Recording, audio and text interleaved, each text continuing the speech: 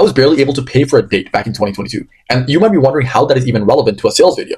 And the reason that is relevant was because the only reason I was barely able to pay for a date was because I was booking multiple sales calls with my agency back in 2022. And I was not closing a single deal to save my life.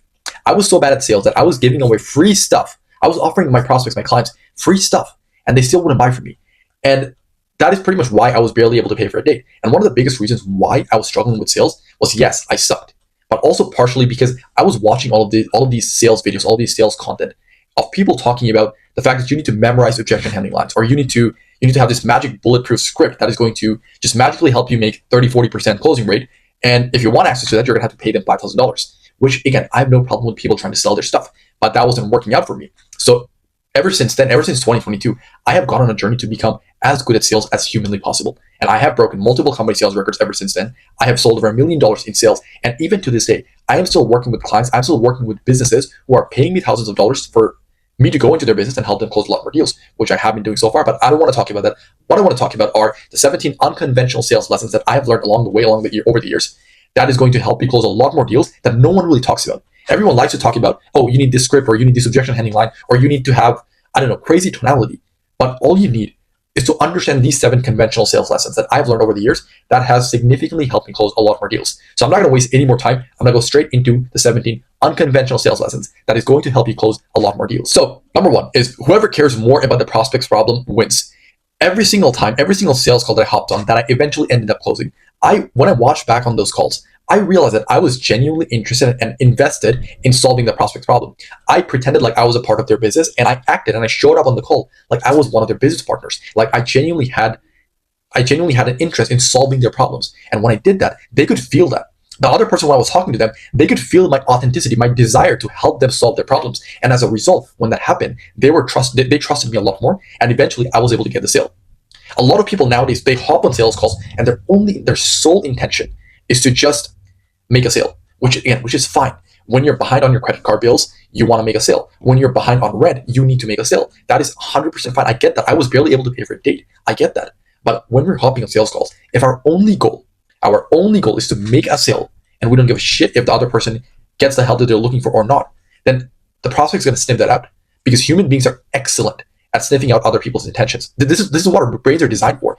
Back in the caveman days, we needed to be really good at understanding whether the other person is a friend or a foe, whether they're going to help you, hunt down a giant mammoth, or they're going to bash your skull with a fucking boulder if you turn away. They had to figure out what the other person's intention was. And 2 million years later, our brains are still the same. Our brains haven't really changed at all, which means that people are still sniffing out other people's intentions to see whether they have their best interest at heart or not. So when you're hopping on sales calls and your intentions are not the purest, your intentions are only to make money for yourself and not the other person, if that is the case, then the prospect will sniff that out and you're not going to make a sale. So when you're hopping on a sales call, go with the energy, go with the intention of helping the other person and genuinely caring more about their problems than they do themselves. Because when you do, and when you're giving off that energy, when you're giving off that vibe, the prospect will pick up on that. They're going to trust you a lot more, and you're going to make a lot more sales. That is point number 1. Point number 2 is sales is not convincing someone else to buy. It is helping them overcome their fear of losing. Every single sales call that you have, every single sales conversation, and even conversation in real life, whether you're trying to get someone to date you, whether you're trying to get someone to become your friend, people are always thinking about what they're going to lose if this one outcome happens. So on sales calls, your prospects have this constant fear, this constant belief in their mind, or this constant thought in their mind of, what exactly am I going to lose if this doesn't end up working out? Which in their case might be thousands of dollars, which in their case might be wasted time, which in their case might be something else. But they always have this fear of loss, this fear of losing something, which is the main thing that's holding them back. Whether they're saying they need to think about this, or they need to speak to their partner, or this is too expensive, or I can't afford it, whatever objection they're throwing at you, it all stems from fear. If they're giving you a price objection, it might be a fear of losing money. If they're giving you a partner objection, it might still be a fear of losing money and also getting their partner's disapproval. So if you can get the prospect to overcome their fear of losing, and showing them exactly how your product or service is going to help them get to whatever they want, get their desire, or get away from their pain, then they're going to 100% buy from you. That is point number 2. Point number 3 is the easiest way to make a lot more sales for your business is to increase the prospect's urgency. This is one of the most commonly asked questions that I get on a daily basis, which is, how can I increase the prospect's urgency? You increase a person's urgency by showing them the consequences of exactly what happens if they keep making the same decision over and over again. I'll give you the perfect example. If, let's say, you have a loved one that is currently in the hospital, and you need to come up with $50,000 to pay for their medical bills. If you don't come up with $50,000, what happens? You might not be able to get your loved ones the medical attention that they desire, that they need. And as a result, if they don't receive the medical attention, they might pass away, they might die.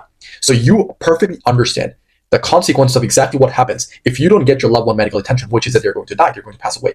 So if your prospects don't understand the consequences of exactly what happens if they don't solve their problem, if they keep doing what they're doing, then they're not going to have any urgency and they're not going to buy from you. Our job on the sales call is to ask our prospects questions and have them understand the consequences of exactly what happens if they don't solve their problem. I will give you an example in terms of the sales call itself. Let's say you're selling some sort of B2B lead generation service. Let's say, for example, if you are selling lead gen and your prospects are only getting, let's say, clients through referrals right now, you can ask them, what happens if referrals stop coming in? They're going to say that, oh, we're not going to be able to sign more clients when the referrals stop coming in. And then you can also ask them, okay, makes sense, just out of curiosity, if referrals stop coming in and you're not signing more clients, how do we make more money? They're going to see that if referrals start coming in and they don't have any other lead gen method, they don't have any other way of making more money. And you can obviously keep asking more questions and questions and questions until you get to the point where the prospects understand that if they don't have another lead gen method in place, then that's going to cause them to, I don't know, become super broke. That's going to cause them to not be able to provide for their family. That's going to cause them to shut down the business because they don't have money coming in. But now they're going to understand the exact consequences of what happens if they don't solve their problem. When they understand the consequences, that is when they're going to have a lot more urgency and you're going to be able to make a lot more sales because they have a lot more urgency. Number 4 is if they say it, then they own it. We don't want to be telling our prospects why our product or service is what they're looking for. We don't want to be telling our prospects why their current situation is bad. We want them to say it themselves because if they say it, then they own it. And this is the difference between selling and persuading. Selling is when you're telling someone why something is, why they should buy your product or service. Persuading is when you ask them questions and they come to the conclusion themselves in terms of why your product or service is exactly what they're looking for. And again, if they say it, then they own it. So all we need to be doing is asking questions in terms of their problems, asking questions in terms of what they're looking for in a product or service, and then showing them that our product or service is exactly what they're looking for. So instead of telling someone that referrals are bad, we should be asking them what happens if referrals stop coming. And they're going to come to the conclusion that they're not going to get any more clients if referrals stop coming in. Again, they said it and they own it. We don't tell the prospect that being overweight or being fat is bad. All we ask them is, what happens if it's summer, you and all of your friends are at the beach and now it's time to take your shirt off? How are you going to feel then? And they're going to tell you that they're going to feel a lot more insecure. They're going to feel a lot more shy and they wouldn't want to take their shirt off on the beach because they're overweight. Now they came to the conclusion themselves. They said it, they own it. That is point number 4. Number 5 is be a drug dealer, not a salesman. What I mean by this is, I need to be very careful when I explain this, is what I've heard from a lot of people is that drug dealers often tend to give you a free sample of their product, get you hooked, show you how good it is, and then you just keep coming back for more and more and more.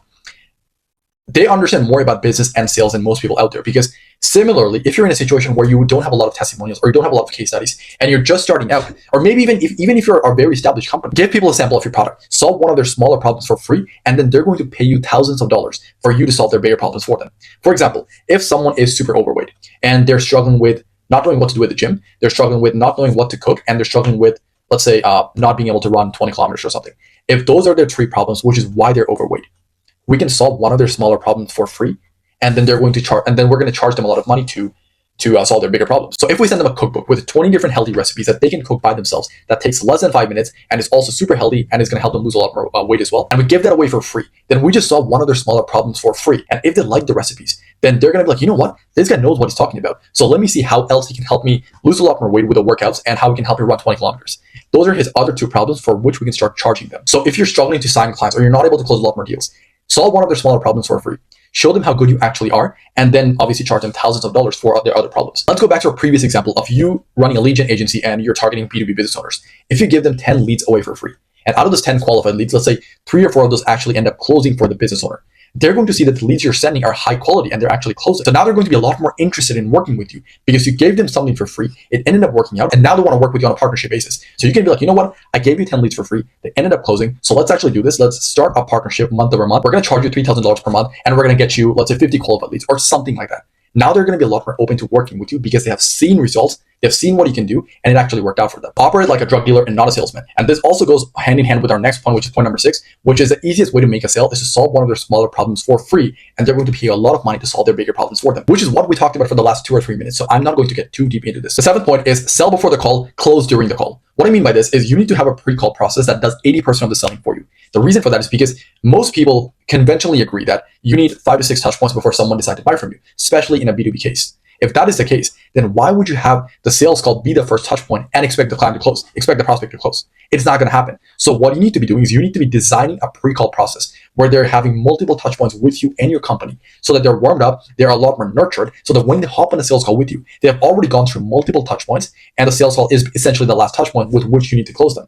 So you sell them before the call. You have a pre-call process where they're watching, let's say, a 20-minute video of you and your company, of why your mechanism works. They're watching a bunch of testimonials. They're watching a bunch of case studies of people that you've helped in the past. And then once they're fully convinced and they're fully bought into you, your company, and your mechanism, that's when you get them on a sales call and you close them on the sales call. Number 8 is that you only need to know 3 things on a sales call. Point A, which is their current situation. Point B, which is their desired situation. And the bridge, which is what's stopping them from going from point A to point B by themselves. I'm not going to explain this in a lot of detail because this is obviously very self-explanatory. You need to find their current situation, what they're doing, what they're struggling with, what they have done so far. Then you need to also find their desired situation, which is where they want to go. Once you've done that, once you've found both point A and point B, all you ask them is what stopped them from going from point A to point B by themselves. When you ask them that, they're going to tell you exactly what stopped them from going from point A to point B by themselves. And that is where your product or service comes in. Number 9 is be there to solve a problem, not just make a sale. And this is something we talked about, I think, on point number 1 or point number 2, where we need to show up on the sales call with the energy that we're here to solve the problem for them. And then once we have done that, they're inevitably going to want to work with us because no one else has been able to do that for them so far. So when you hop on a sales call, have the energy of wanting to help them solve their problem instead of just making a sale. I mean, yes, obviously we all want to make a sale, right? But if we have that mindset and the intention of just making a sale without helping them solve their problem, then that, again, people are going to be able to sniff out your intention and you're not going to be able to make a sale. The 10th point is don't follow a script, follow fundamentals. This goes way back to basically what I was talking about at the beginning of the video, where I was watching all of these sales content of people saying that they have this magical bulletproof script that is going to help me close at 30 or 40% closing rate. But I followed that and I had access to every single script that you can think of.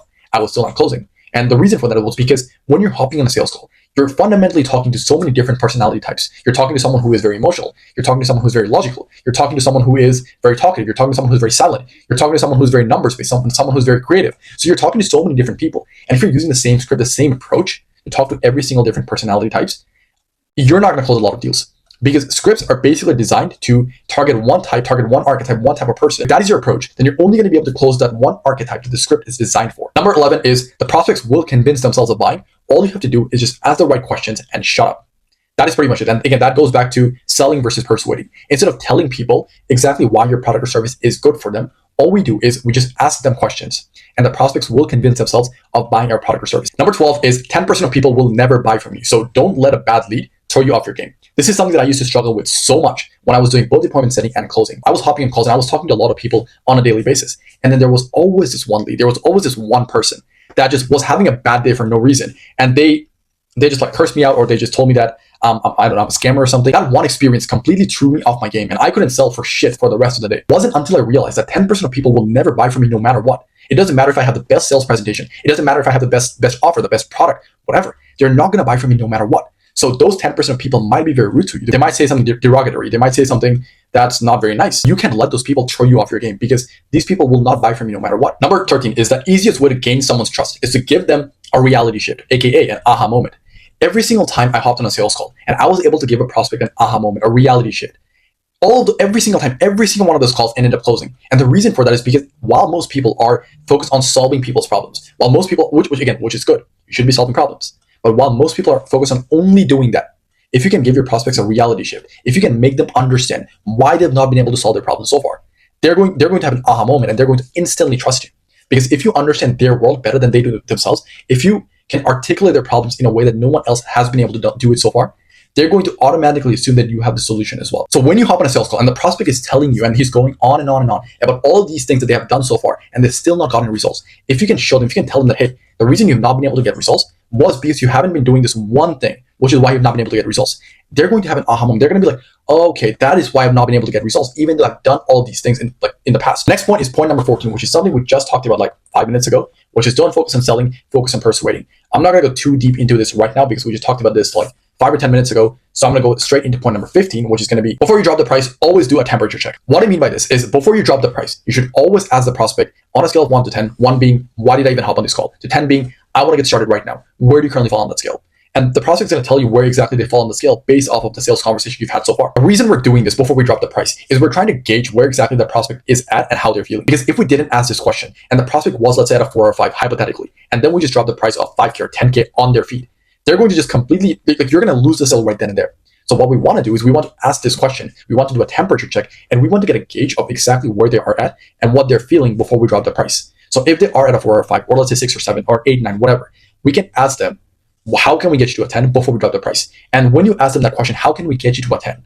They're going to tell you exactly all the things within your product or service that are currently missing that's going to help you, that's going to help them get to a 10. Whenever they mention those things that are missing, that is exactly what their limiting beliefs or their potential objections might be. So we want to handle them right then and there. We want to make sure that they're completely sold on our product or service before we drop the price. Because if we don't do that, if we drop price before we even do a temperature check, and before we address these limiting beliefs and potential objections, then we're going to lose the sale after we drop the price. So always do a temperature check before you drop your price. Point number 16 is study propaganda, the human brain, and politicians instead of sales gurus. Again, back in 2022, I was struggling to make sales because all I was doing was just studying sales gurus and taking their word as gospel. But it wasn't until I started studying propaganda, politicians, and the human brain until I was really able to understand what selling is all about and eventually just able to influence the other person when I'm hopping on a sales call with them. If you look at propaganda, that is one person or one party convincing pretty much an entire population of one idea and one belief. That is essentially selling at a mass scale. You're selling an idea or a belief to an entire country or an entire population. And that is basically the most powerful form of selling, which is propaganda. So if you study propaganda, if you study how the human brain works and how politicians